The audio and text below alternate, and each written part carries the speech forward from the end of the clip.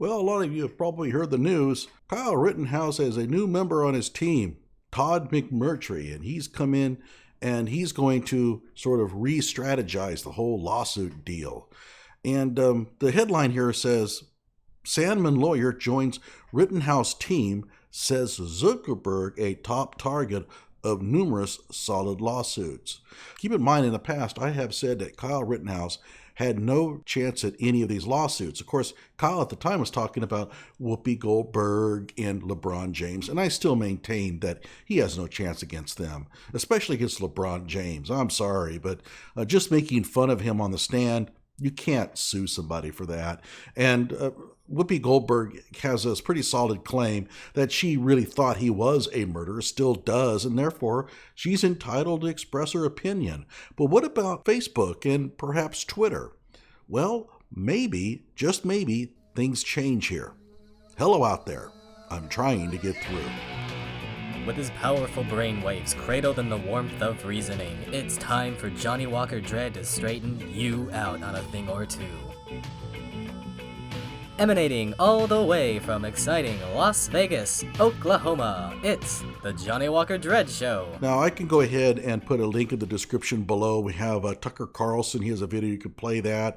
There is an article here, but it doesn't really say much. It just says, for the most part, that Todd McMurtry has joined on Kyle Rittenhouse's team. I guess he's going to lead the strategizing from this point on, and that he has identified 10 to 15 solid cases against large defendants. I think that's very optimistic, but he might have 3 or 4. And I think that Facebook and Twitter are 2 of the biggest ones. Now, why do I think that he has a chance against those and not Whoopi? Well, I think that the rules have changed a little bit with respect to these large social media platforms. In this case here, both Twitter and Facebook rigged an algorithm to prevent his own followers from being able to express support for him, while at the same time allowing free rein for those who wanted to attack him to defame him at will. Now, I know what you're thinking. Well, does that mean much? But, well, I looked at the case law surrounding defamation cases, and they all target something different. It's about, somebody insulting somebody else or making false claims. This is different. Here, we have a social media platform that's rigged to allow a defendant to be defamed at will. Is there any basis for that? Now, in Facebook's defense, after the trial was over, they dropped that algorithm.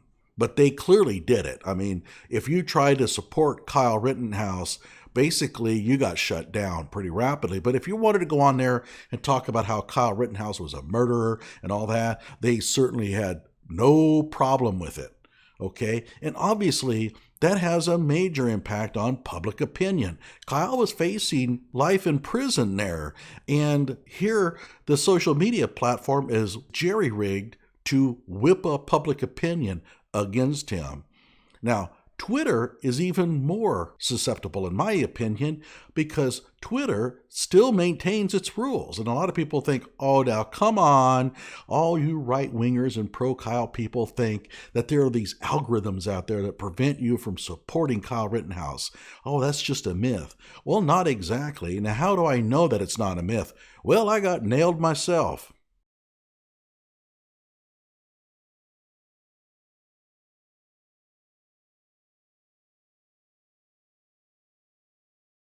The crazy thing is that this was posted to me recently, long after the trial was over, long after he's exonerated on the stand.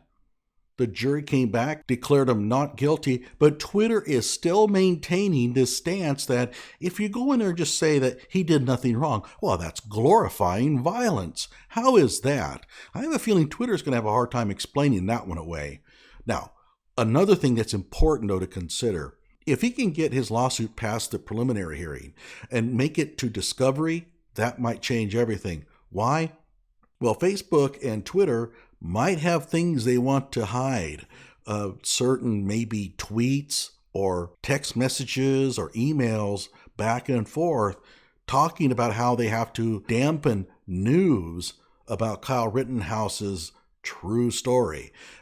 maybe things that were very pro Kyle, that painted Kyle Rittenhouse in a favorable light, were suppressed.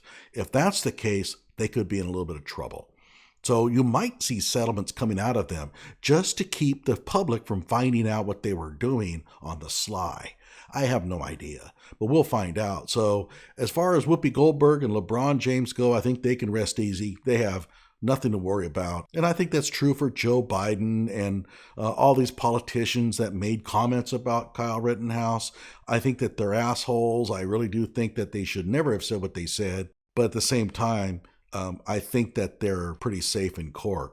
But Twitter and Facebook and maybe Instagram and others, I'm not so sure. We'll see.